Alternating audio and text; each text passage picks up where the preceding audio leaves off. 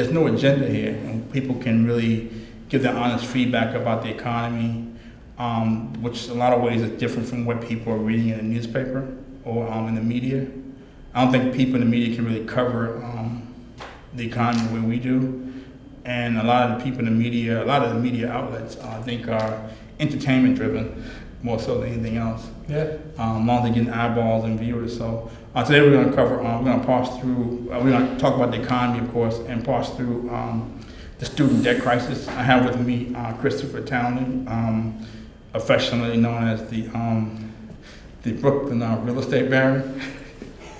That's right, the land baron. They call I'm sorry, Brooklyn, that's all right. Brooklyn land baron. So,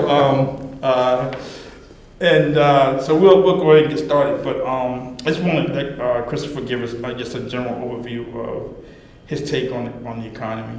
Okay, so what we see right now, and as usual, people think the economy is booming or moving along. They think that jobs are created, and I say a lot of that is due to the overprinting of currency, which that system has been in place for since 1913, specifically in our country. And they print money, and they're careful when they lend money, they don't, it's not somebody's savings.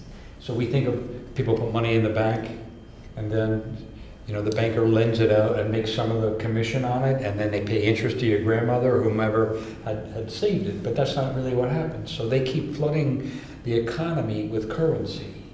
In fact, now it's not even currency. If you were to borrow $50,000, likely it would just be a computer entry into your account. So some of the currency doesn't even actually exist, even though it's fiat currency.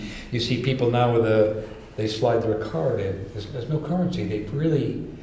They're flooding the market with money, whether it's tangible or not tangible. And so if you need money and you can borrow it, then it makes it look like you can afford, to pay for things.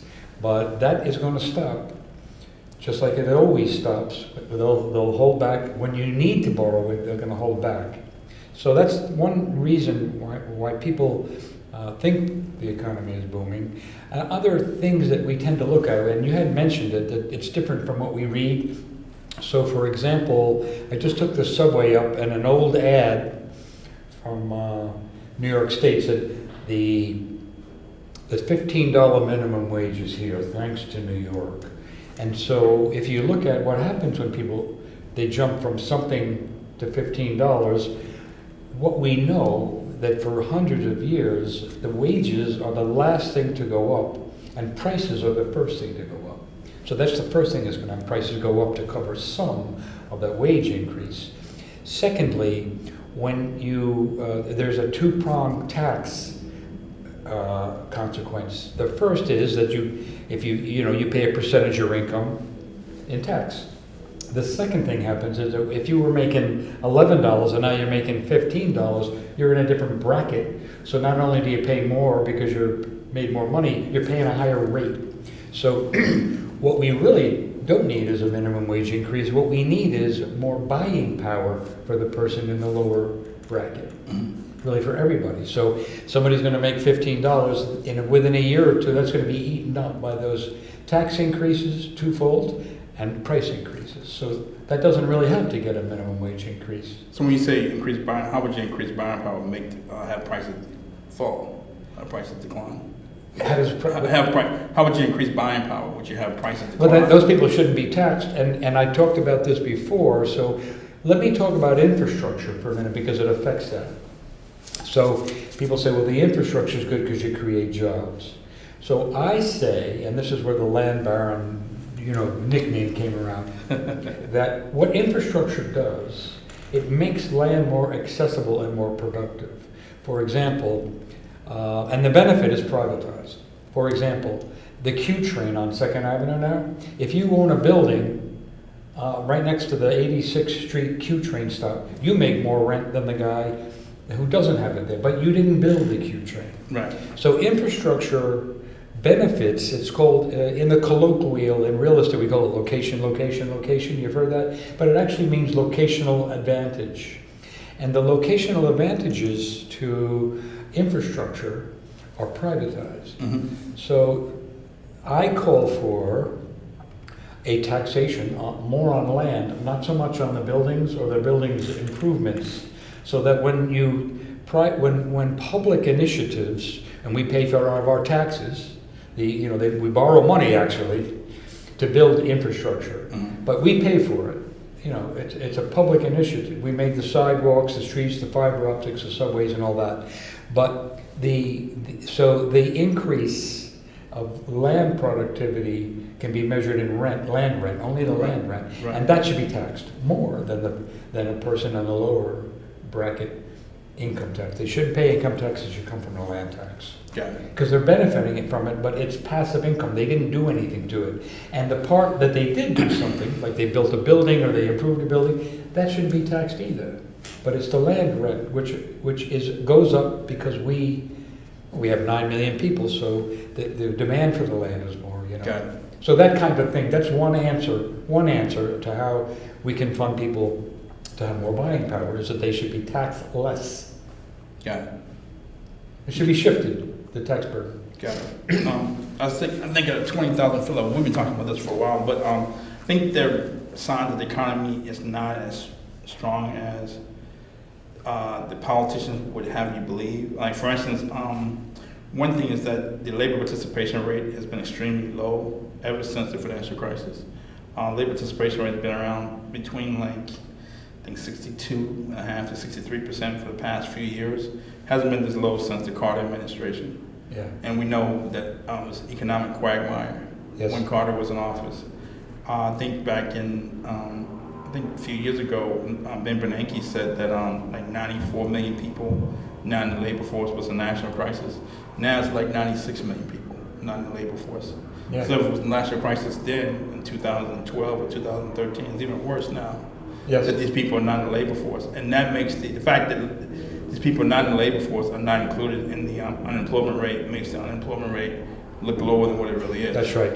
They're out of the labor force, so they're not included. Right. So you hear President Trump say, "Oh, the unemployment rate is 3.7% or 3.6%. It hasn't been this low in 70 years.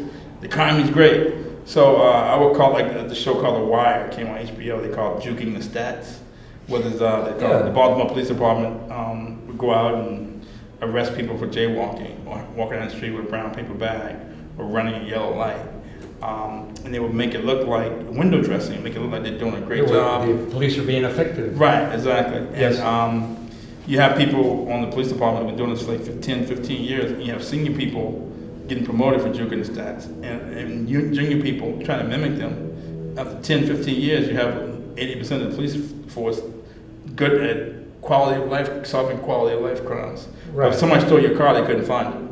Yeah. Right. So they had a thing called what they call real police, and a real police officer, which is few and far between, could actually solve a real crime. But I think the government's kind of juking the stats. Every time they're managing something called unemployment rate and something called GDP. So every time the GDP is about to decline, they do something. They cut taxes. That's right. Or they beg the Fed for a rate cut, or beg the Fed to add liquidity to the stock market. So the stock market's going up, the economy must be doing well. Right. And they've been doing this game for years. And we've been talking about it for the past couple of years. So I think you have some of what Baltimore Police Department would call juking the stats, managing GDP and making it look better than what it really is. GDP growth last quarter was 2.1%, so it's declining. One of the biggest driver of GDP growth is consumer spending, and that's been in decline.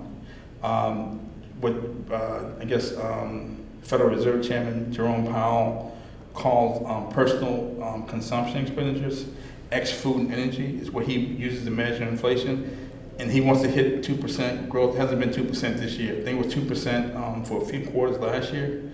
It wasn't 2% for most of the time.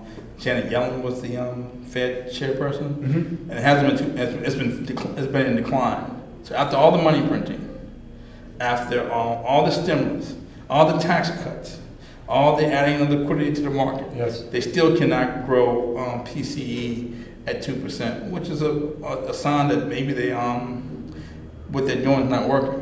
What they're doing is not working for what we think they're doing it for. Exactly. It's not the public weal. It's not the well-being of the people. Exactly. It's the well-being of the banks, Exactly. And so when they, the biggest problem is that economics 101. If you want to grow the economy, do you put money in the hands of people who do you give the money to? You give it to rich people, or do you give it to middle income and lower income individuals? And the middle income and lower individuals have what they call a higher marginal propensity to consume. They'll spend it immediately. That's right. While the wealthy people have a lower marginal propensity to consume, they'll spend some of it. They may spend like every dollar aid they get, they may spend 10 cents of it. Yes. And maybe a poor person may spend 90 cents of it. That's So the economic theory will tell you that the rich people at some point will start hoarding the cash. And that's what's happening. I think they have records amount of cash on corporate balance sheets, and that money is not being spent. That's right. It's not being spent. It's not circulating into the economy. Exactly. And a lot of the tax cut and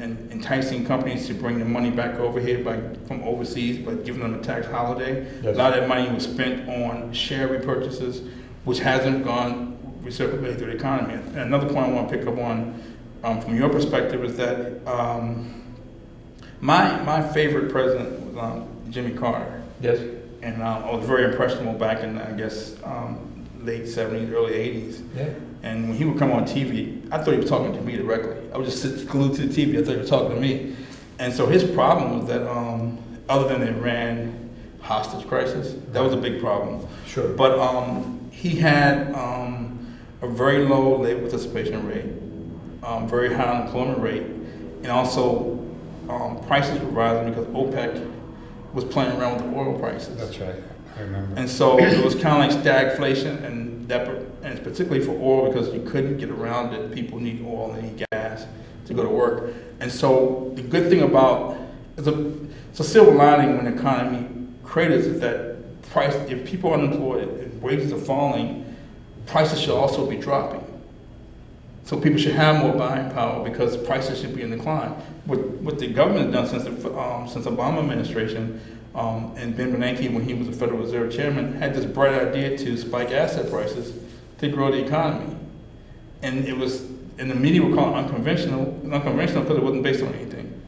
No economist, not John Maynard Keynes, not Milton Friedman, not Adam Smith, would tell you to spike asset prices to grow the economy. Yes. If you're spiking asset prices, you're helping people who own the assets, which is going to be the banks, private equity firms, hedge fund managers, or someone who has the cachet to walk into a pension fund and say, I want to raise $10 billion fund to go buy assets because the federal get in on the ground floor before the Federal Reserve starts spiking asset prices. So it gets back to your point that these low income individuals should have higher buying power. They should have higher buying power because prices should be dropping. What the government's doing is spiking the asset That's prices. right. So it's contraindicative. Right. It's not based on any economics. Yes. None. It's pure economic folly, and that's why you're seeing. I think you're seeing this so-called inequality that people are talking about. Yes. Thomas Piketty wrote a book called Inequality. It's getting worse. Right. Thomas Piketty wrote a book called Inequality in the 21st century, and it's been championed by Paul Krugman, who wrote for the New York Times. He's won the Pulitzer Prize for economics. He was at Princeton at the time. He's been championing the book, saying Piketty says it's some formula called R versus G or something. R is greater than G or something. The rate of growth of capital is beating wage growth, but it's not the alphabet. It's not R and G and L and P. It was the Federal Reserve and these politicians who's spiking asset prices. That's what's driving inequality. And the assets, if you look at some of the assets, they're actually, sorry to come around again, land. And I'll explain it to you. And it happens under both the Republicans and the Democrats, because they're really, to me, working for the same company. Mm-hmm. So, for example, under Clinton, Michael Young, his father was Andrew Young, mm-hmm. the ambassador under Carter. Mm-hmm. So, Michael Young auctioned off the radio waves, okay, the spectrum. I remember that. Okay, so really, you and I might not know a lot about radio waves. You might know something about them. The point is that there's only certain people going to bid on those, you see. And in the definition of land in terms of the American Appraisal Institute, so that's a mundane, it's not esoteric or any weird thinking, it's mainstream. The definition of land includes all natural resources that are unrefined. Mm. Okay? So basically, the radio waves, the coal, the oil, the whatever, sand, anything that is untapped is land. Okay. And land produces rent. So what happens, you see, is that they buy these assets way undervalued, okay? So they buy the radio waves at auction, and then, so they say, well, I'm making 50% interest on my asset, because they're not making interest on it, because capital earns interest and land earns rent. Right. So they don't separate it out. You could say they got that asset for very cheap. That's part of the public domain. On the timber, the coal, on the leases on the coal, that's in the parklands, so that really belongs to the American people. So they're getting a cheaper price on it, but they're charging a market rate. Right. A spiked market rate. Right, and if you can get a politician to set a policy to spike the assets, that's going to help you versus people who don't own the assets. That's right. And that's another reason why people don't own assets, because of what happened during the financial crisis, what happened to Lehman, what happened to these banks, they were about to go under. It's the reason why people don't take risk like that, because sometimes there's risk in life. But they've taken away the risk by going out and getting the politicians and giving their money back. It's almost like a riskless trade. Yes. In that regard. Yes. So people don't realize these things, and it's not taught.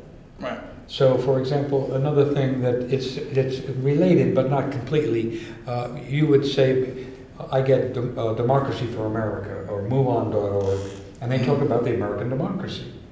Now, if you read the Federalist Papers, that was written by John Jay, Alexander Hamilton, and James Madison. They were trying to get New York, after the Revolution, we were a confederation of states, 13 states. So New York wanted to be its own country.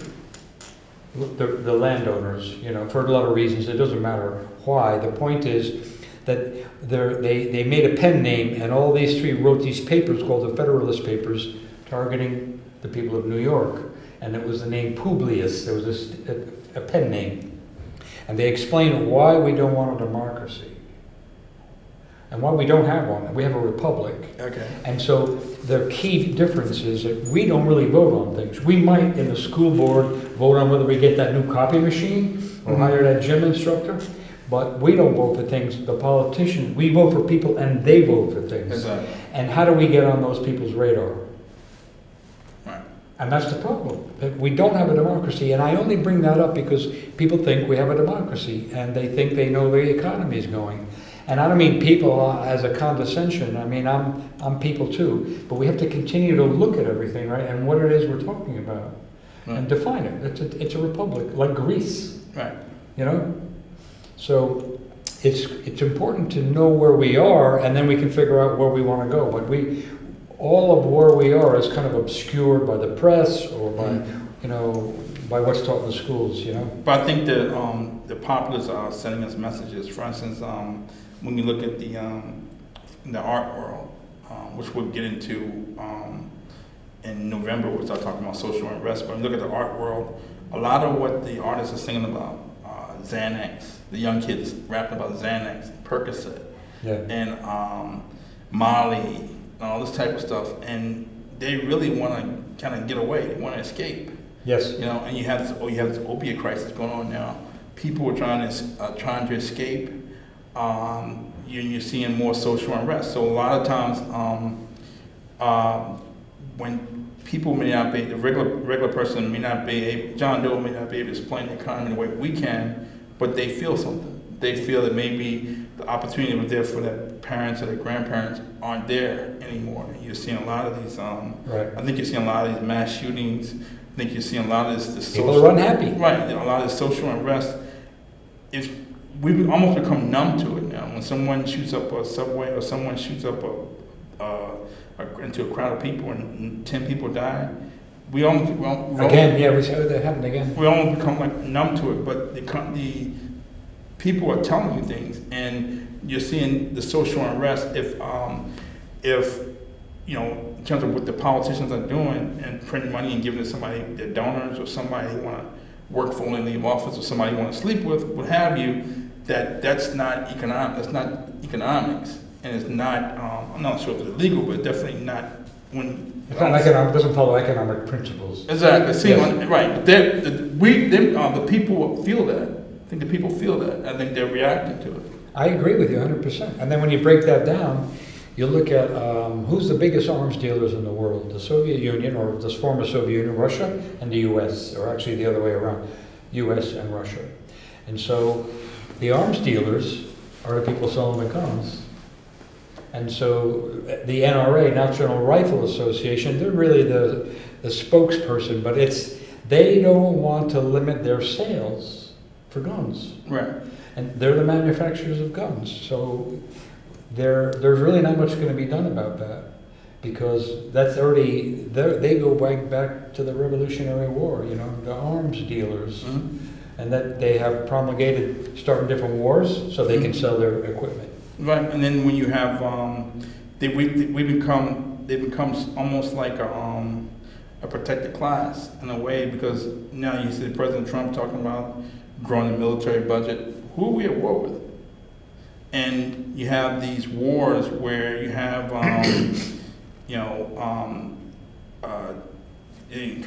what's happening in Iraq and Afghanistan. That's right. Kuwait back in like the early 90s. Yep. So we've been at war so long, and these defense contractors and arms dealers have been making so much money. They think it's like anything is a God-given right. It's their right to make money every year. They don't want their sales to go down. And so what happened when the wars end, or not ever, they never end, seem like, but when they curtail a little bit, these armed interactions curtail themselves. What they try to do is try to find the contractors try to find a commercial use for military equipment. Right. That's where you see more drones. The country has to have drones now. These drones are just used for military purposes. And selling guns to the citizens. Right. That's just part of the deal. Right. They have to sell guns. They have to find a reason to sell these things to the public. And they have to sell drones to the police department. That's right. They have to sell drones to citizens. And there's a big pressure, and recently even Trump brought it up, the pressure on our client states such as England, Saudi Arabia, just whatever our allies, but they're clients. Mm-hmm. And the pressure is for them to spend 2.5% of their GNP on military and armaments. Wow. They want, that's what it is. And they've been telling that Japan after World War II, they wanted Japan to pay 2.5% to us for their arms. Now remember, when you brought up Iraq, Saddam Hussein used to be a client, used to be sort of a servant, okay? But we were selling them arms, but we weren't selling the best arms, because then we went in and said, see, we just blew up their arms. Right. To try to justify, that we need it. Right. But anyway, it's a funny title. The Secretary of Defense should be the Secretary of War. Right.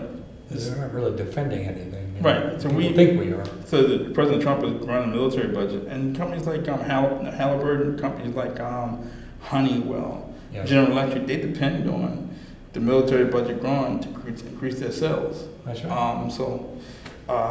They're still building. I just went by New London a couple of weeks ago. Groton. It used to be General Dynamics. Now it's called something else. But they build those nuclear submarines. They don't know where they are. They don't even. They're all over the place underwater. There's a $1 billion vehicle. Right, and you look at China, for instance. They've been able to sustain themselves, and they've been able to go out and dominate the world, and they've been able to stay out of wars, where I think Russia and the United States are war weary. And China has been able to stay out of war. So I think that's why the economy, one of the reasons why the economy is maybe strong vis-a-vis the United States or Russia. They've stayed out of wars. We haven't. Yes. The other thing happened a couple of days ago was the yield curve inverted. The what? The yield curve inverted, where the 10-year Treasury fell below the 2-year Treasury for the first time in over a decade. Yeah. And so the reason I bring that up, because we can talk about a recession, right? But I think it's almost automatic that when the yield curve inverts, a recession will soon follow. We can talk about recession, but President Trump or his economic advisor, Larry Kudlow, maybe they can manage something called GDP. Maybe they can tout the unemployment rate. When we see an inverted yield curve, a recession is coming shortly thereafter. Right. And basically, the technical term, again, it's just the 10-year Treasury falls below the 2-year Treasury, which is unusual because people should want to pay. They should want to pay less for a bond that has a longer maturity date because they're taking on more risk. Yes. And ultimately, it means that bond investors are willing to pay bottom rate. We get a bottom rate yield, very small yield for instrument 10 years in the future because they don't think inflation is going to eat into their principal. Yeah. They don't think there's going to be inflation. And in it the will. future. That's the whole point of the Fed, you know. They want it. If you look at Fannie Mae and Freddie Mac, and I did an intense study, they use inflation by putting money into the economy, just printing it. It's a controlled inflation, and the reason is that's insurance for them. So if you buy a house for $1 million, let's say. Right, I got you. Okay, so you put $250 down, right? Mm-hmm. So you owe $750. So 3 years later, your house is worth $1.5 million, and then you have hard times. Uh-huh. So you got to sell it. So it's not the amount. It's not the amount. It's the percentage of production they want. So in other words, if you have to have a fire sale, you sell your house for $750 because that's what you owe on it. Like your house they're never going to lose. They're never going to. Normally, they're not going to lose, but they overlend, then they will lose. Right, but the bond investor is saying that even though the Federal Reserve is printing money, that it's not going to drive inflation because they're not worried about inflation. They think we're going to head into a recession. It's a controlled inflation. Right, and so that's what has everybody alarmed. Yes. This week, and the other thing is that the trade war with China is not really helping the situation. I think Trump is right that China's powering out technology. Well, we need to produce things for our own people. Right. And so people got to go to work. And you look at, but you're right. And he's forestalling the tariffs until after the Christmas. I mean, come on. Well, I think he initially started with he wanted China to stop pirating our technology. Yes. Which is he was right. He was right about that. But I think his tactic is to start out with this bombastic trade war talking and walk it back. Yeah. But I think I don't think we want a trade war. I think that he's bailing out the farmers. He's giving them aid to farmers so they aren't hurt by the trade war. Now he wants to delay tariffs until after Christmas. So it's kind of like he's kind of shown that he really doesn't want a trade war. It's just a bunch of saber rattling. Well, he's trying to make a deal. But it's funny when you mention the farmers. Under the Reagan administration, and Reagan was trying to break the Soviet Union, so he said, to make their arms race. Right. What happened was there was a famine in the Soviet Union, and so he lent the Department of Agriculture paid they lent the Soviet Union money to buy our grain. Mm-hmm. That's because if we didn't lend them the money, they wouldn't have been able to afford to continue arms race. And then we wouldn't have been able to justify our need for arms because of Russia. Right. So what happened was under the Reagan administration, the U.S. Department of Agriculture paid $65 million a month for the defaulted Soviet Union loan on our grain. So he was claiming being right wing and all that. They were lending they were paying for it. So we really don't know that. I don't mean to make that segue, but it's interesting that how that's all connected. Yeah, it's a game within a game. Like even with China, right? So China is one of the biggest purchasers of our crops in the world. So yes, when China puts a moratorium on buying soybeans and buying crops from the U.S., guess what it does? It means that Trump has to provide more aid to the farmers to make up the difference. That's right. At some point, if he keeps providing aid to the farmers, that could become a political football. Yeah. Either he has to keep providing aid. It's a downward spiral. Right? Either to keep providing aid or he has to give up the trade war. One or the other. So they're trying to force his hand. Yes, I know. If you read, these subsidies are a problem. Right. They just are. It's a one-way, black hole. Exactly. And it's not going to the mom and pop farmers either. Exactly. It said 10%. It said the top 10%. Like Monsanto type of place, It said top 10% getting 50% of aid. So they're giving $16 billion this year. Yeah. I think 50% are going to the top 10 wealthiest farmers. I mean, the other 90% are starving. Yeah, and those big mega farms, the agribusinesses, they're reducing labor. Right. Because they're buying machines and technology. Right. And you could say, well, that technology is a good thing, but if you have a machine that takes the place of 200 people, what do those 200 people do for a living now? Right. we see it in the banks with the tellers or the turnstiles. You know, we see technology, and then there's no subway token guy. There's no. Right. We have to provide jobs. Right. The UPS is using self-driving trucks. That's right. To deliver. To deliver things on the streets, you know. Exactly. And not only that, so and you talk about retail and the real estate that's affected because there's a lot of vacant stores now. Exactly. You know, those trucks are parked on the public streets and they're not paying rent for it. They're just paying for license plates. Right. So all that rent is going to, you know, Amazon. Right. So you have like you have Barney's that's going out of business. You have Macy's, JCPenney having trouble. Yeah. Who would have thought Barney's would go under? Remember Barney's? Right. You have line. They would have like a sale. When I first Yeah. came to New York, it was a big thing about like. I just work in corporate finance. The big thing about the Barney sales is like this week they have like half off Ferragamo ties and that type of stuff. And like this big thing about people going to go Barney's. there, right? Right, and they would go. They would talk about what they got at the Barney sale. I remember those sales. 7th Avenue and 17th Street. Right. Yeah. Right, and then they would laugh at me because I would go at the wrong hour. I'd stand on a long line because I was like so green. Yeah. I didn't really understand what hours to go to the Barney sale. Yeah. But anyway, It's funny stuff. Yeah, But that's all changed. The whole landscape. Right. With people buying things online and They buy online. I like to try my shoes on. You know. exactly. Yeah. But I'm an old guy. I'm not into. I mean, you see the different things that people do, right? Like Right. they come up with it. They're brought up with it. Kids today, they think there's. You mean there weren't cell phones? So there's a generational thing, and I don't really like it. But I mean, I'm used to that. But when Trump's pushing aid to the top 10, when the Yes. top 10% of the farmers are getting most of the aid, you're also hurting employment It's hurting them. by definition. Yes. Definition. So that's why you can't use the GDP as a benchmark for how people are doing. Exactly. Because a lot of people are out of work. Exactly. As you pointed out, they're not even counted. Right. So you look at the labor participation rate. You look at things like RV shipments. RV shipments are cratering right now. And last time they fell, shipments fell year over year. The last two times it was a recession. Yes. And so RV shipments are down like 20% year to date.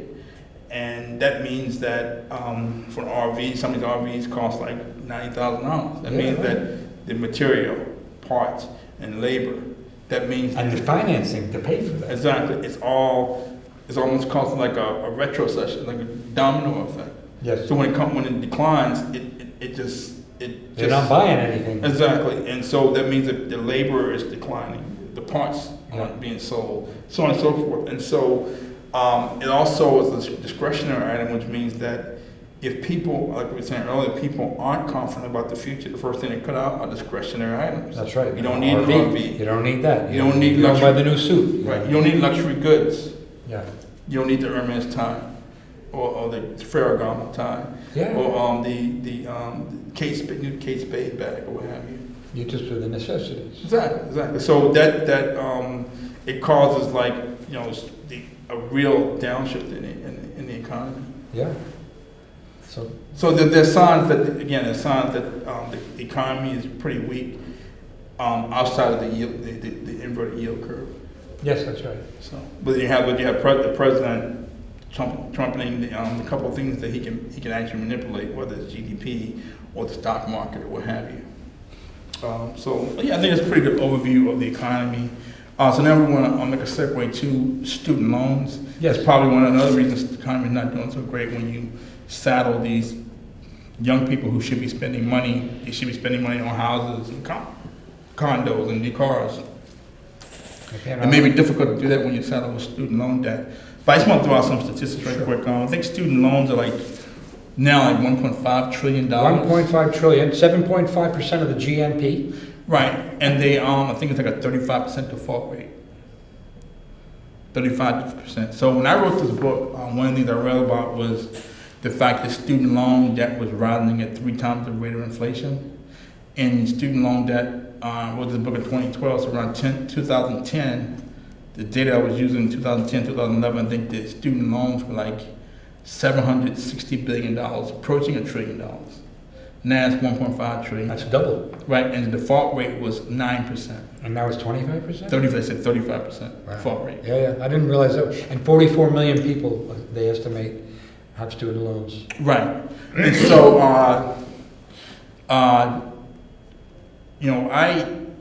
a lot of people don't know this, but when I was in college, my freshman year in college. Well, I went to school called Hampton-Sydney College, private liberal arts school in Virginia.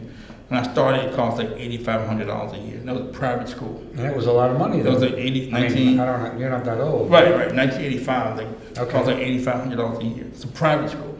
Right. And I graduated with like $12,000 a year. And so my freshman year in college, my father died. And I was the oldest of 4 kids. I didn't want to be a burden to my mother, so I was going to go to the military.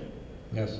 And there was a lot of yelling and screaming that summer after my freshman year, because my mother was adamant I was going back to college. I was going to go to the military. I already called a military guy and about to head off, and she talked me out of it. And the college made it affordable for me to stay. And deep down, I kept saying I was going to come back, but deep down I knew I wasn't. I knew if I had gone to the military, I'd probably be the smartest and have been the smartest janitor in my neighborhood, or if I could have survived one of those wars or what have you. Yes. But I think college gives people a puncher's chance. So it's something that's I'm sensitive to, because it gives people a puncher's chance. I am totally sensitive to it. I just did some time at Pratt Institute, $1,500 a credit. That's $15,000 a semester. Right. So $30,000 a year. Right. More, And so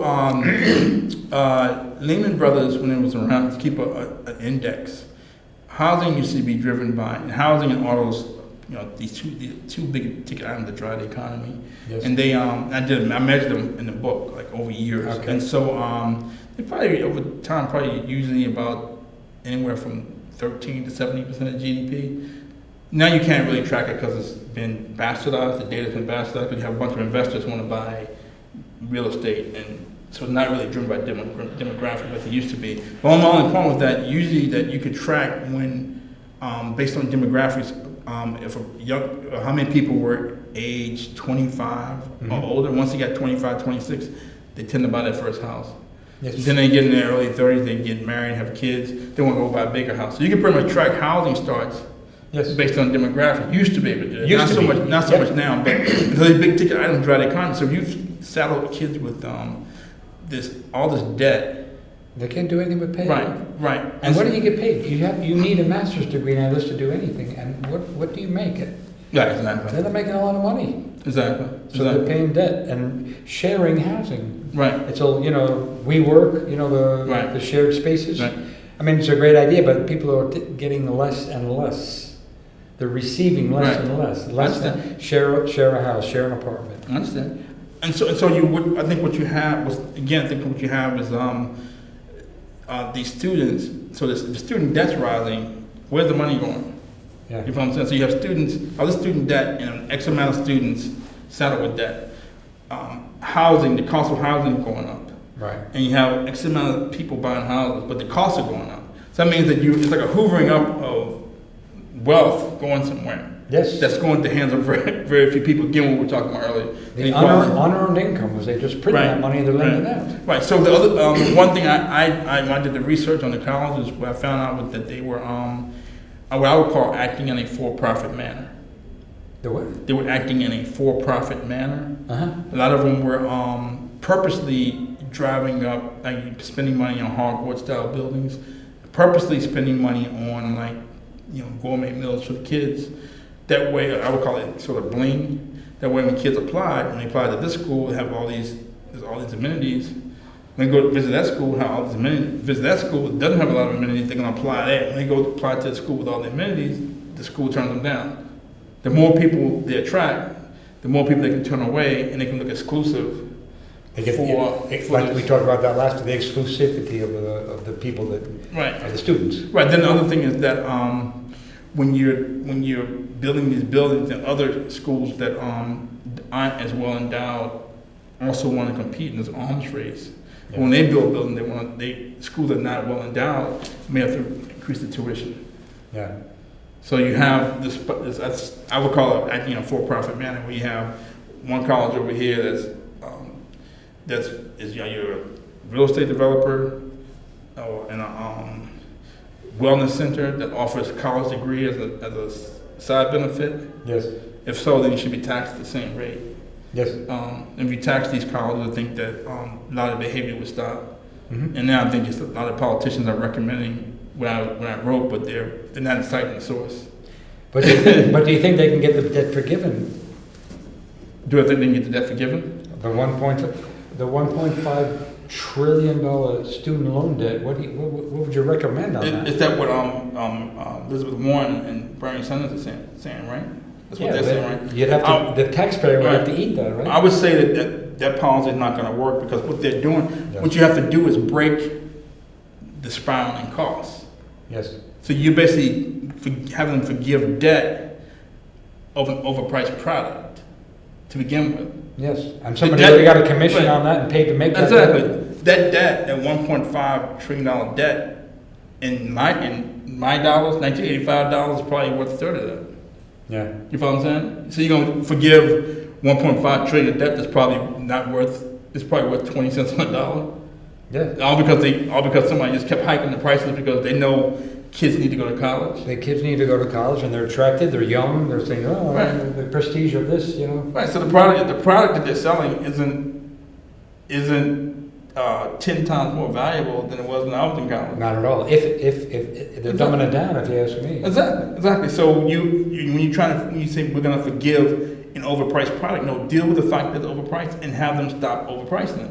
If they want to act in a for-profit manner, then tax them. For profit, exactly. But that's a whole scam that we have gotten used to, like we're numbed to it. You know what I'm saying? We're not aware of how that mechanism works. You're more aware of it than most people, obviously. But when you say something's non-for-profit or it's a certain chapter in that sort of like genre, you know, right, or non-profit, what does that mean? Well, the executive directors are making a ton of money. The schools are making a ton of money, but the it's a non-for-profit. Right, you go down, you're building buildings like you're a real estate developer. Right. You buy up whole towns. Some of these colleges and college towns are buying up entire towns, and other people can't compete. Right. But you're not paying taxes on the money. That's right. Of course you want to go buy buildings. Of course you want to do all this stuff if you're not paying taxes. You have to be Yale or Harvard with a $40 billion, slush. Right. And so the reason I came up with the idea to tax these colleges, and now that's a good idea. The Senate Finance Committee, the House Ways and Means Committee, have taken what I've written verbatim and not cited the source. And so there's a congressman in upstate New York. I won't mention his name, but he had been talking about student loan debt for a while, but he never talked about taxing wealthy colleges. And none of his ideas were that sophisticated. He's just kind of railing about it. All of a sudden, when I write this book, he's talking about, he went from a neophyte to mainstream? Right, to saying we should tax wealthy colleges, and it was all in the mainstream media. I called the New York Times, wrote to the New York Times, Bloomberg, the Washington Post said, quit plagiarizing my book. And with one news outlet emailed me, the general counsel emailed me back and said, I don't doubt the guy plagiarized your book, but you can't plagiarize ideas. So you should probably just call the congressman and try to get a joint press release. But said we haven't done anything illegal. Right. And the New York Times and a couple other news outlets just stopped writing articles when I told them where it came from. They wouldn't mention me or my book. No, they don't. That's not. They're not on that. You know. Right. So they stopped writing. Taboo. Right. They stopped writing when you said taboo in terms of what? Yeah. Taboo in terms of what? That you got a black eye in their eye. They don't want to hear your ideas. Okay. That's what I mean. Okay. You're taboo to the mainstream media because you're a troublemaker. Right. And so that's what I mean. Right. So when he found out it came from this congressman, they were writing these articles about this great idea like twice a month. Yeah. When it found out it came from me, they stopped writing the articles. So I've reached out to the Senate Finance Committee, the House Ways and Means Committee to do a joint press release, at least acknowledge where it came from. They've been stonewalling me ever since. But and the other thing is that, like for instance, when someone plagiarizes something, right? Yes. It's not just that the idea sounds similar, but the timing of it. Yeah. Yeah. And then the other thing is that how can you go from this level to this level overnight? Yeah. The sophistication of your argument. It has to grow. Right. And you can't tell me, the congressman can't tell me where he got it from. I know where I got it from. I was coaching these kids in the summertime, the financial literacy program. Uh-huh. And as a travel basketball team, we were teaching kids how to pick stocks. And so I just had some local kids from the neighborhood, and then we started playing, and we were getting destroyed. But every year we stuck with it, and the kids got better. Yeah. And then we started winning, and when we started winning, guess what the other team started doing? They started stealing our players. Right. When we got better. So you have these teams funded by, we're all not-for-profit. I'm a not-for-profit, and some of these teams sponsored by these big shoe companies. Big budgets are not-for-profits. Right. And they come to my kids offering free sneakers, backpacks, trips to Florida, trips to California. So we're all not-for-profits. Right, but they have some money. And they're acting in a for-profit manner. Right. By cherry-picking my players. They basically up the ante. They up the cost. Right. And that's the loophole of it. That's the whole fallacy of non-for-profit. Right. So when you're acting, there's nothing wrong with being non-for-profit, but when you're acting in a for-profit, that's right. Acting in a for-profit manner, these are businesses with a not-for-profit status. They have a for-profit mindset because they're raising the cost of entry. I can't afford to offer all these kids free trips to California. Yeah, new shoes and for each kid. Exactly. I know. Yeah. Exactly. So they raise the cost for me. Right, to get you out. That's the and that's what's going on. I think that's what's going on with the colleges with the biggest endowments. They're pricing out these smaller colleges. That's right. And now you're seeing some of these smaller colleges, small liberal arts colleges like the ones I went to, some of them are going under. They're going to go under. And it reminds me, it smells like the whole savings and loan debacle under the first Bush. You know, they wanted to get rid of those banks. Okay. It was the neighborhood banks. Okay. They all went under. Right. There was in those days, Ned Bush was one of them. The $200 million club. That was when $200 million was a lot of money. Uh-huh. And they were presidents of these banks and would borrow from each other, and they all went belly up. But they were swallowed up by the bigger, the central banking system. Okay. But that was the same thing you're saying. The colleges now are the same thing. You know? Right, and they get upset when you call them out. But why does Harvard have to have a $35, $40 billion endowment? $40 billion. And then the other thing is that the public can't really connect the dots. I don't know if they have time to do it or what have you. But when you bail out these companies and during the financial crisis, when you bail out the investor class. Yeah. You're effectively bailing out Wall Street. You're bailing out helping hedge fund managers, bankers. You're helping private equity firms and venture capital firms who can go out and invest or have these big portfolios. There's risk in life and you may lose money if you go out and make a bad investment. That's right. You're also bailing out these big colleges with these big endowments. Yeah. You know what I'm saying? And they are weaponizing themselves against the smaller institutions. And they're raising the cost of college, raising the price of college, and then they can't explain to you what are they giving you? Exactly. And it's something that economists call the Veblen effect, where a guy named Thorsten Veblen, economist, would go around and he would look at people who would buy Mercedes-Benzes, and they would buy these luxury goods. And a lot of times, what he found out was they were buying them because the prestige or because other people couldn't afford it. Right. And so, maybe some of these Ivy League schools, these big endowments with these big price tags. So a kid looks at a college that costs $100,000, the college that costs $50,000, think the college that costs $100,000 is worth more. So the fringe benefits from it. Right. The notoriety, the prestige. Right. Yeah. Right. And then the bigger colleges say, well, we're giving kids financial aid. Well, why are you pricing it? Why are you putting up a $100,000 price tag? Yeah. You're acting in a for-profit manner. That's right. And so if you tax them, they will stop. And so Elizabeth Warren and Bernie Sanders, they never asked me, by the way, but they're saying we're going to forgive student debt. It's the wrong-headed thing to do to forgive student debt on an overpriced product. It's a complete waste of time. The issue is to what's the cause of it? Right. The issue is to stop these for-profit institutions, either stop acting in a for-profit manner or tax them, and they'll stop. They'll be happy to stop if you tax them. Well, take away their non-for-profit status. Exactly. Because it's not true. Exactly. It reminds me of the Clinton Foundation. The Clinton Foundation is worth $2 billion. Mm-hmm. $2 billion. Right. So the guy was president for 8 years. He made $400,000 a year. That's $3.2 million, not $2,000. And they're not for profit. But the policy. It's the same thing. The policy under Obama and Hillary as the head of state they bombed the Middle East. So Right. the Clinton Foundation is involved with humanitarian aid to refugees. But it's like, they were like the volunteer fireman that shows up, he sets the fire, and that's the first guy to shoot. Right. But it's the same thing. It's in college. It's the whole non-for-profit kind of structure. Right, and you have to have the political will to do it. Yes. It's not. I mean, I can say it, I'm not a politician. I don't care about politics. Me I'm neither. not a politician. I don't care about being elected, being reelected, and that's probably why you can be effective if you're outside the system. I'm not sure you can really be effective inside the system if the war's about, if the battle's about lobbying dollars. I mean, not lobbying dollars, but donations. Right. And telling people the truth. A lot of times people don't want to hear the truth.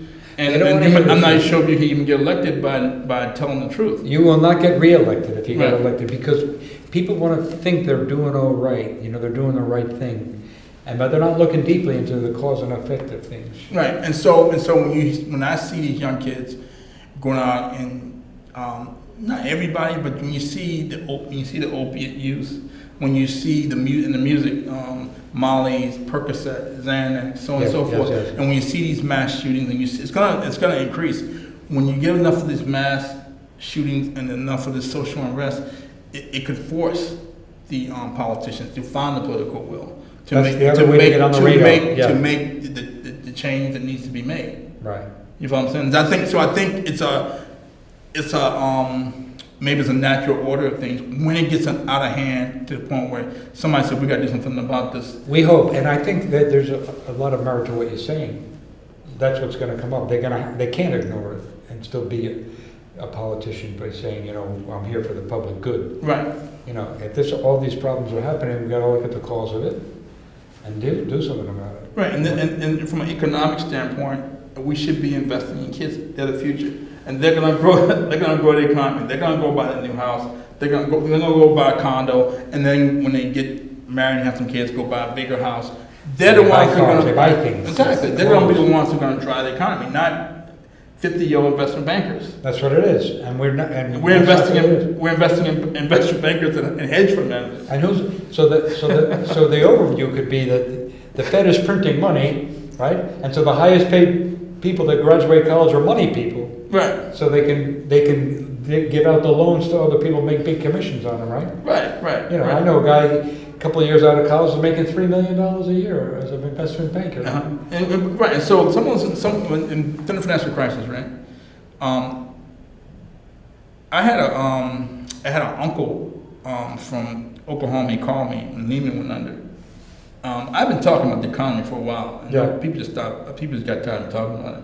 Then I had an uncle call me and said, "Well, what's going on in New York, man?" So what happened to Lehman? I said, "What?" I said, "To go turn the TV on. What's what happened to Lehman?" Then I had a cousin from Virginia call me the same day. I'm like, "Uh-oh." But my point is that they started talking about something about credit default swaps. Like the people in the newspaper, the journalists would write about credit default swaps, just give you enough information to be curious. They couldn't really tell you about it. So I just started going through the balance sheets of Lehman and Goldman and Morgan Stanley. And when you found out, these are like mini hedge funds, and they were like raising money at cheap prices with short duration and going out and investing in long duration. So the mismatch in the duration of the assets and liabilities. Uh-huh. Then the other thing was that my point was that some of the young investment bankers, if you asked them how the company made money, they couldn't tell you. Right. All they knew was that if they went to work, they got a big bonus, their boss liked them. They didn't get a big bonus, the boss didn't like them, so they found a way to get the boss to like them. That's right. They had no clue. They had no clue what the company did for how they made money. They have no idea. It's just you got to place that money somewhere, Right, but I went to my college. I was talking about the economy.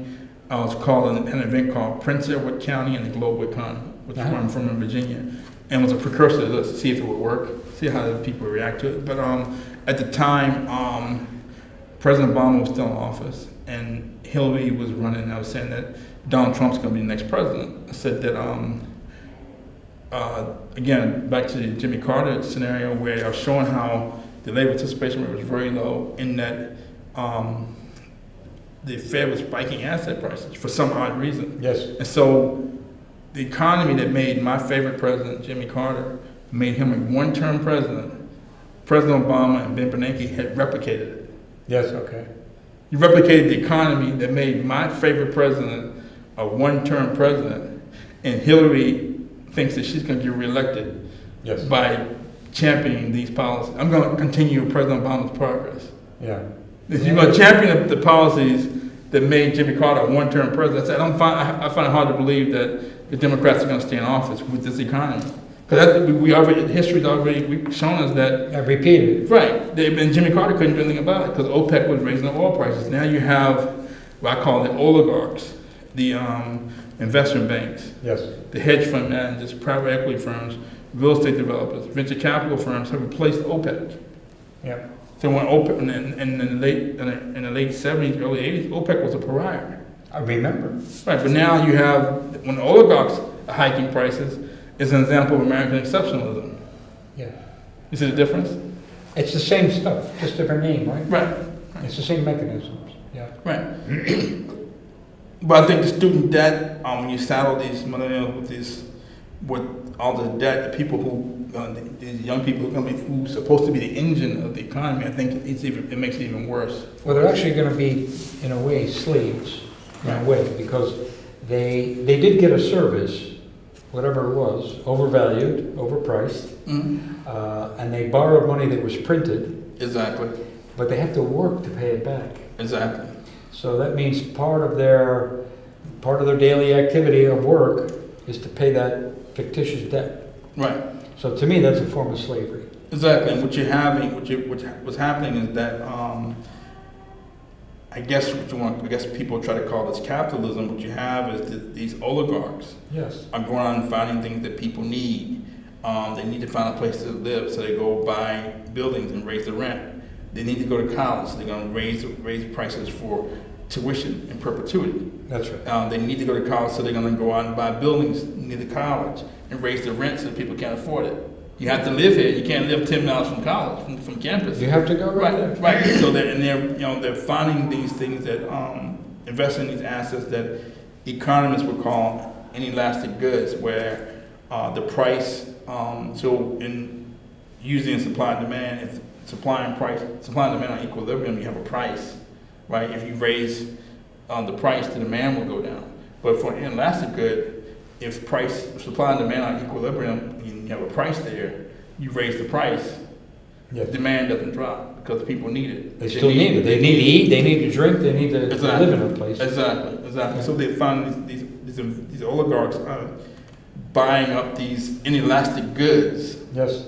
And keep raising the price, and somebody's thinking that's good for the economy, and you wonder why the kids are going off. The young people are going off because there's no hope. Right. So that mechanism, I called it the physics of economics when I wrote an article about affordable housing.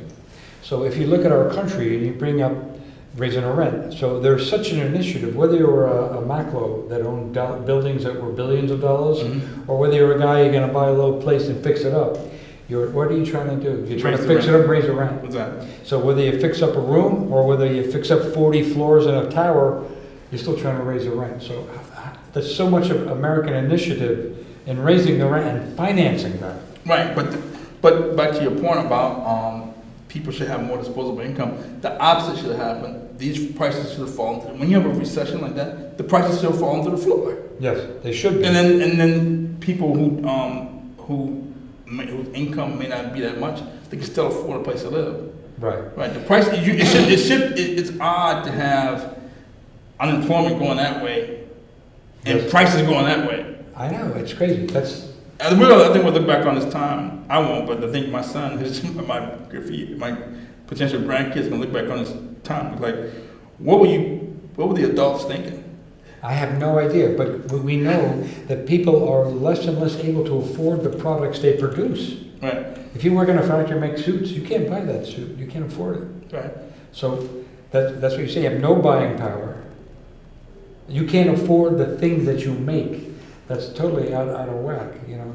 That's out of kilter. Right. You should be able to go to work and afford the things that you make. That's part of the problem. And the same thing's going to happen. If you look at, I know they say the MTA, they're talking about, I know this is off a little bit, but just give you an example.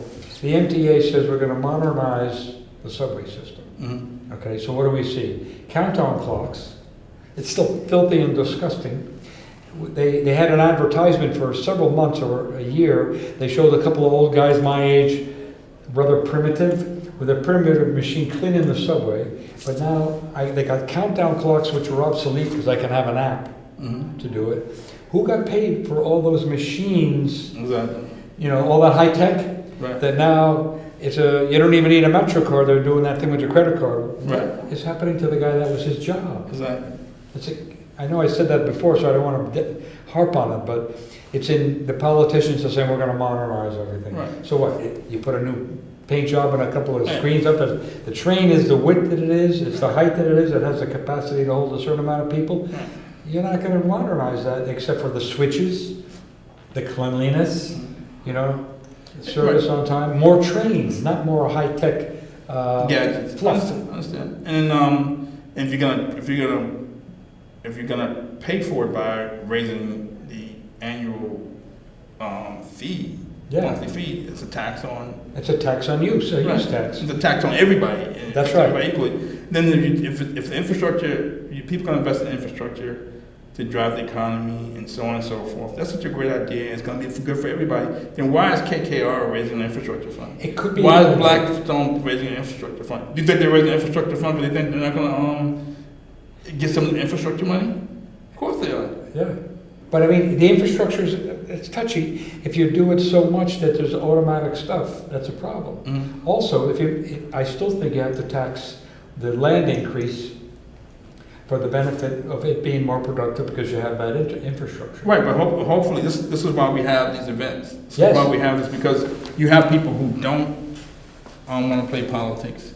You have people who don't care about raising money from donors, and you have people who just want to tell the truth and don't care about. And Just let wanna live and the have a chips fall. family. Let the chips fall where they may. So can you repeat that point one more time about the land use again? Yeah, so If you want to how to pay. here's an example that's so that it's outside of our realm really. When they built the New York State Thruway, it was about $500 million, okay? But the land on the exit ramps went up about $1 billion. Mhm. So the guy that owned that land knew they were building the New York State Thruway before a lot of other people did, but Okay. some not. So if the land increase on the New York State Thruway went up $1 billion and it only cost $500 million to build it, but the taxpayer paid to build it, why are we rewarding the guy that owns the land? So the land increased value. There was a cow pasture, now an exit ramp with a McDonald's and a Right. Exxon station. That rent increase should pay the tax for that highway. Right. So what you basically it's almost like it's a what's the word I'm looking for? It's almost like a criticism of the political process, because if he knew that they were building a thruway, maybe he had to know a politician who was Who would tell them that right, they exactly. were building that? Exactly. So there was some places like in I don't know, years ago, this town right here is a booming town. There's nothing over here. Somebody built a railroad over here. That area became Philadelphia. Exactly. They've been doing that. They've been doing that under the first Clinton, before DeWitt Clinton. Right. In 1802 or 1800, they designed the Erie, the canal. Uh-huh. It connected the Hudson River with Lake Erie. Uh-huh. And the significance is that the Hudson River to Lake Erie and then all the other Great Lakes. And it was a way to extract all of the raw materials, go down the Hudson River. New York had the Deepwater Harbor. That's why they wanted to keep New York a separate country. And then ship everything to Europe. And then all the goods coming in from Europe would come to New York, then go up the Hudson River and then be distributed throughout the heartland by means of that water system. Then, during the railroad heyday and the Rockefeller, they built a railroad to replace the Erie Canal. Right. Then later on, they built the New York State Thruway to replace the railroads. Right. And people knew. They said, look, we're going to build a railroad here, and we got grants to build this railroad. So if you give me some money, we'll make the railroad go to your land, Right. They were actually. So I think sometimes the politicians weren't so thrilled about building a railroad or building a railroad in some area or whatever, and all of a sudden somebody's giving them money under the table, or letting them use the railroad for like a discount price or something. Some reason, some Right, benefit. right. And so I understand the fact that, like when you say New York wanted to be its own state, that's what happened with West Virginia and Virginia. Yeah, sure. Virginia. There's nothing wrong with it, but the benefits of it should not be privatized if it's a public initiative. Right. So, like for instance, after the Civil War, West Virginia wanted to break away from the state of Virginia, Right. and so the popular narrative was that they were against slavery, so on and so forth. That may have been true, but West Virginia, that part of the state, also had a lot of natural resources. Yeah. They knew they could use the natural resources to engage in commerce. They had coal and minerals and what have you. Timber, right, probably. exactly. And they could. And if you've ever been to West Virginia, it's beautiful. That's a beautiful state. But they could engage in commerce. Yes. And they didn't need the rest of Virginia. And so there was a party called the Readjuster Party. Their plan was to readjust the state debt to make sure West Virginia took their fair share of the debt. You're going to take the minerals. Yes. You should take your fair share of the debt. And after the Civil War, Virginia had been decimated. They borrowed a lot of money from London bankers to build railroads, to build roads, bridges that were destroyed. So we have all the debt, but we can't use it. We can't use what we built. What we used. The stuff we built. Yeah. Exactly. So they had West Virginia take their fair share of the debt, and the party became wildly popular. That's interesting. Yeah, I did not know that part. Yeah, exactly. The reason I wrote a little bit about it from my book, but the other thing that they did, they went to African Americans. It was a former Confederate general named Robert Mahone went to African Americans and said, if you vote for me, you back my party, you back my idea. When we win, I'll give you jobs in the General Assembly. They won, and there were a bunch of African Americans in the General Assembly, like 20 years after slavery, who were practically running the state. And so they had to get rid of it. They had to get rid of it because there was too much black influence. Yeah, That's what was happening. That's when you see, like, you talk about segregation and civil rights. That's one of the reasons they wanted Jim Crow, because there was too much black influence in terms of politics. They don't want that. And that's like a democracy, by the way. Exactly. One of the reasons we don't have a democracy in the Federalist Papers when people will vote to take away the property owner's property. Exactly. If they're poor, they'll vote. Do you remember what happened in Oregon? Rajneesh? No. So this is exactly what you're saying. So this fellow Rajneesh, he was from India, yeah, and he went to certain areas of the cities of California and bussed in all these homeless people.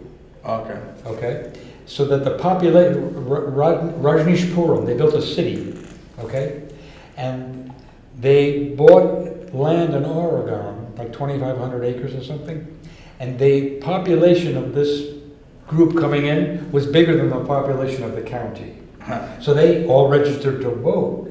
So they were out, excuse the word, they were trumping what other people wanted. And so they weren't letting them register anymore. They arrested the guy. But it was like you're saying, there's too much influence. We don't want that. It's too much too quick.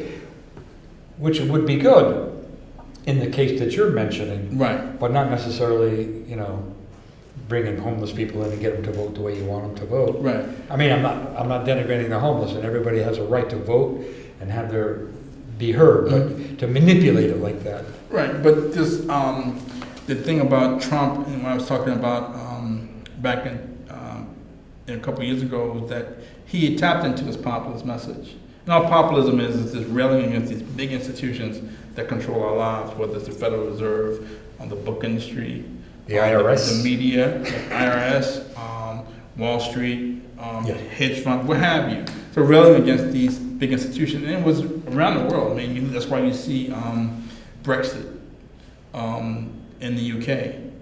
England wanted to break away from the rest of Brexit, EU. Yeah. You see Macron; he's having trouble in Europe. Yes. You see the brother Beppe Grillo in Italy, but that's what these people are railing against. This populism. I think this sort of all this uprising from the public. You see these many. It's not a total uprising, but many uprisings here or there. And so when you have, like, for instance, when I called the New York, the media said, "Stop plagiarizing my book," and you have the media controlling these ideas. They determine who's going to win. Right, who's going to win. They're picking the winners. That's right. And that's what people are going off about. Yeah, but the people who like Trump, I mean, they're saying they think that he's an outsider. It's a joke. Right. I mean, I sound arrogant when I say they, because it makes me think that I'm more intelligent than other people, and I'm not. But people are not looking at the cause and effect of things. You know, the guy was invented by everybody that came before him. Right. You know, right. and what people are dissatisfied about. Exactly. But he's still the status quo. Exactly. The one thing he did, I would say, the one thing he's done that, the most popular thing he's done is break the media. He's exposed the media for being, you want me to call them fake news? Oh, that's right. So that's probably the most popular thing he's done is going out to the media. Right. Yeah. And a lot of African Americans have said that for years. When we say it, it kind of falls on deaf ears. When he says it, it's like a fresh viewpoint. He's pointing out, look what they're saying about, particularly after he won, when every media outlet was saying he was going to lose. That's right. You know what I'm saying? So and there's validity to what he's saying about the media. Right. But I'm saying that's the most popular thing he's done was go after the media, and yet, that's very unusual for a politician to do that because the media has an unlimited amount of ink. Sure enough. So that's probably the most popular thing he's done. But I think he's been kind of like staying with the status quo in terms of cutting taxes. What are you cutting taxes for? Make sure the people who got his wealth prior to him keep it. Yeah. So why you keep talking about the stock market? 10% of the country controls 85% of the stock market. Yeah. So why do we care about the stock market? We need somebody who's going to undo this wealth effect that was created by the Obama administration and Janet Yellen and Ben Bernanke. I think Bernie Sanders and Elizabeth Warren are making references to it, but eliminating student debt, I don't think is a good idea. But I don't think they're going to pull it off. They're not. No, they're not no. changing any. They're not changing any the money system. Exactly. If they don't change the money system, they're not changing anything. Right, but so the problem that they have, the problem that Elizabeth Warren, Bernie Sanders, Kamala Harris, Corey, the problem that they all have is that they all sat silent than the previous 8 years. That's right. Now they're coming out. You can't, because all Trump is going to say, well, you didn't say anything when Obama was in office. When they said we need gun control laws. Why didn't you say it when you had the president and you control the House? Why didn't you say it then? Why are you saying it now? We need to do something about this, about Wall Street. We need to do something. Why didn't you say it 8 years ago? You should have said it the whole time. Exactly. Just learn about it. You know about that then. Exactly. So they've been complicit. They've been complicit over the past, and when we can talk about it, you can write about it and say, look, this is pure economic folly to spike asset prices. Yes. When we're in a financial crisis. Right. And the reason I said it, because you can discredit me, you're going to discredit Milton Friedman, you're going to discredit John Maynard Keynes, you're going to discredit Adam Smith. Yeah. There are people a lot smarter than me came before me who we stand on their and shoulders. we read their books. And we stand on their shoulders. That's right. You follow what I'm saying? If John Maynard Keynes didn't tell you to do it, it's probably not economics. If Milton Friedman didn't tell you to do it, it's probably not economics. If Adam Smith didn't tell you to do it, it's probably not economics. So who told you to do it? Yeah, and why? And what's the motive? Exactly. If they didn't, what economic principles are you getting this from? They're changing around. Look, back to the money thing, which was related to the student debt. People have this. There's a system that says that currency creation has to do with banking. It has nothing to do with banking.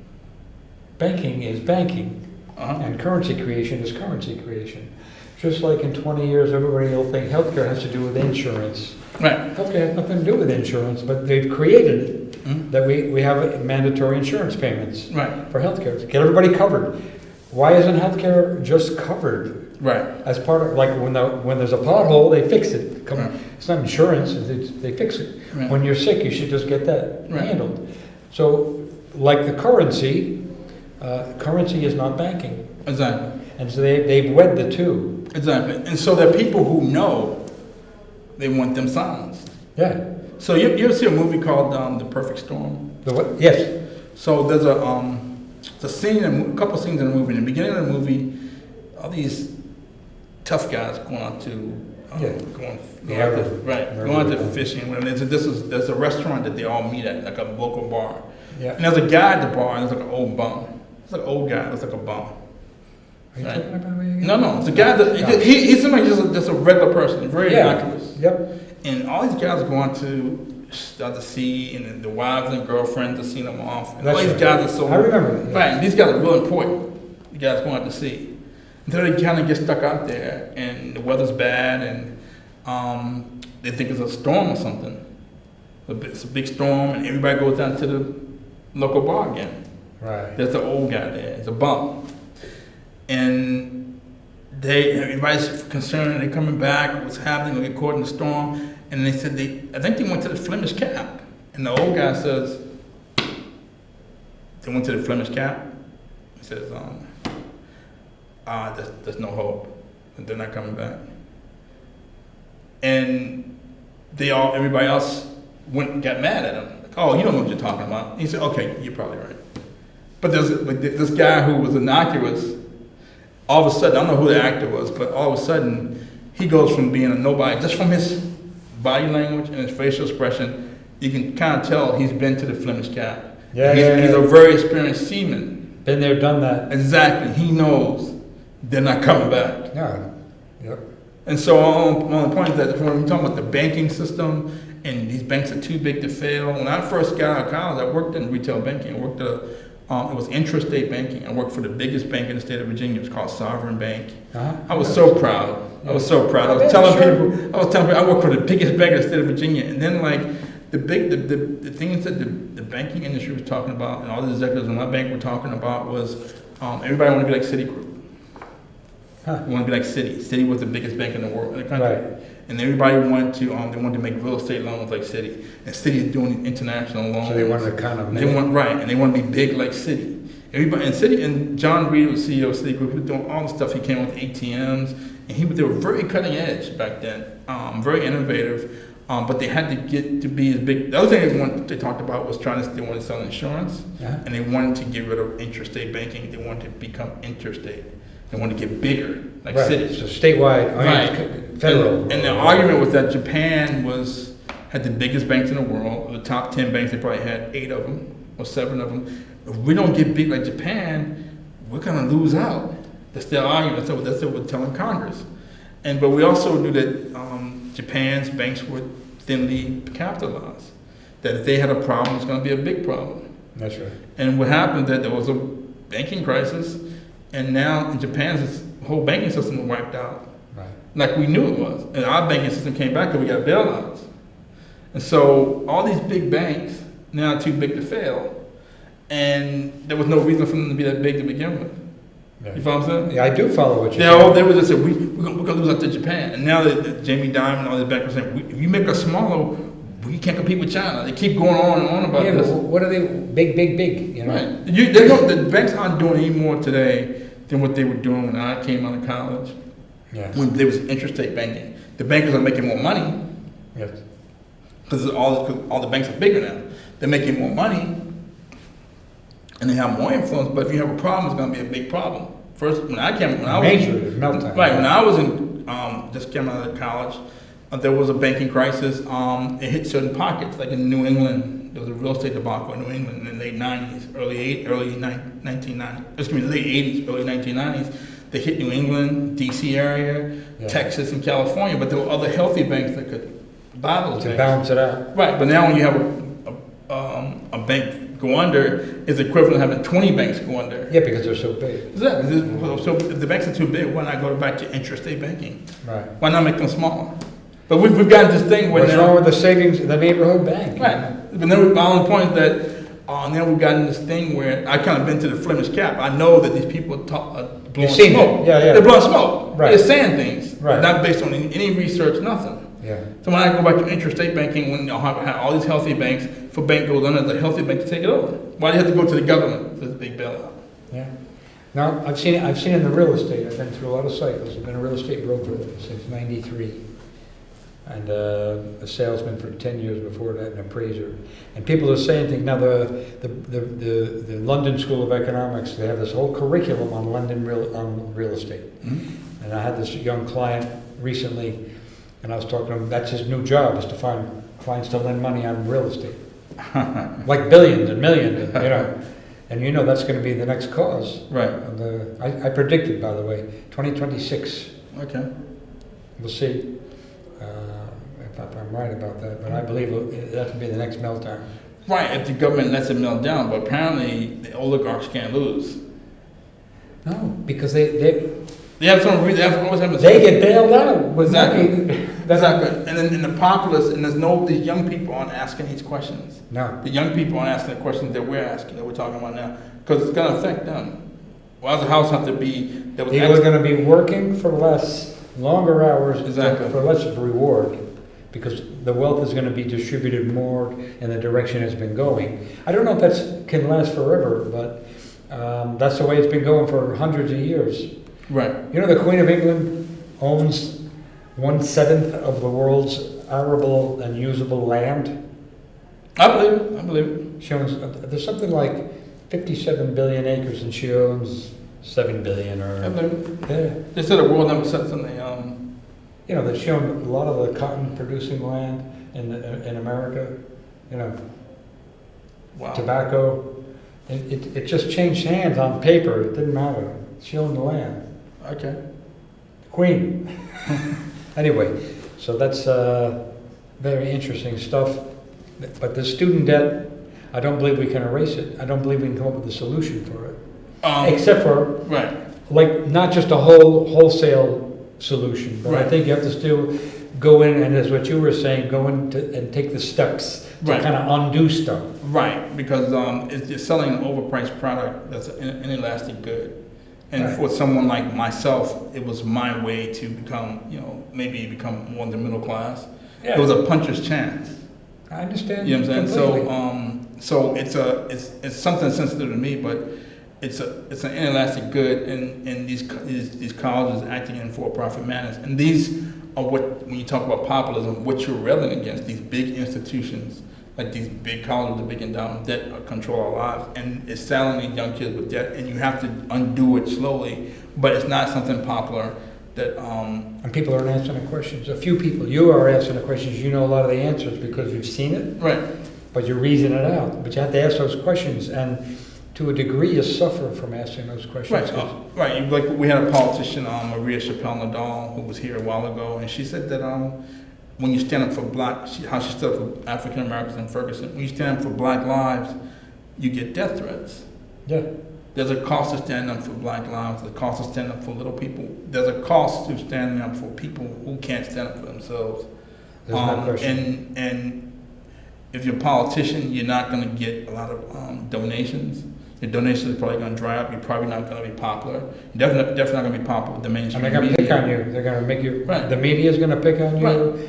You know. And they're going to raise strawman arguments and start talking about changing the subject. Yeah. And start talking about, because I mean, you look at politicians in the past who stood up for little people. My mother's from Washington D.C.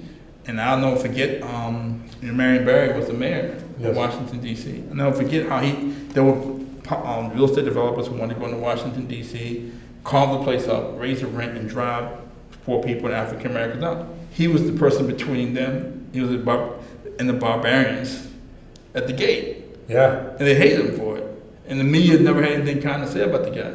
No. They've been trying to get rid of this guy for a long time. Right, exactly. And it wasn't anything to do with drugs. He was between them. He was between the little people and the barbarians at the gate. Yes. There were people who were around D.C. wanted to control Washington, D.C., and he wouldn't let them do it. So when you stand for little people and you stand for the right thing, you're not going to get a trophy. No, it's not popular. They're going to make you wrong, and you're going to get all the people, conspiracy theorists, or exactly. You're going to get the people like that to denigrate you and to mock you. Right, and you won't be, only time you won't be proven right to probably when you're dead and gone. Years later. Right. So, but that's, you have any parting shots? What's that? Do you have any parting shots? No, I mean, I think we pretty much cover everything. I'm glad that you made me aware of a couple of things, and I appreciate that, especially when you're talking about undoing certain things, overpricing certain services like the educational system. Exactly. You know what I mean? And I was sensitive to it because I was coaching these kids in the summertime. Yeah. And I was being priced out by these not-for-profits that were acting in a for-profit manner, putting me out of business. And that brings a lot to attention. And I brought up the Clinton Foundation and other things, that are ancillary. They're related in the periphery, but right now we're talking about the student debt. So we know that it was fictitious money to begin with. So we got to figure out how to undo that, and you can't just say, okay, they'll, if the banks allow it, it will only be so that the middle-class taxpayer will fund the bill. Right. Otherwise, you have to undo stuff. Right. Exactly. I don't want to keep repeating myself, but that's it. All right. So yeah, I think it's been a pretty good discussion. As far as the economy, I think we're in agreement that the economy is suffering from inflated prices. There's only one way to go, and that's down. That's probably a good thing for most people to increase their buying power. That's right. You have to increase the buying power of the people. All right. So well, that's it for this session. Our next event will be in November.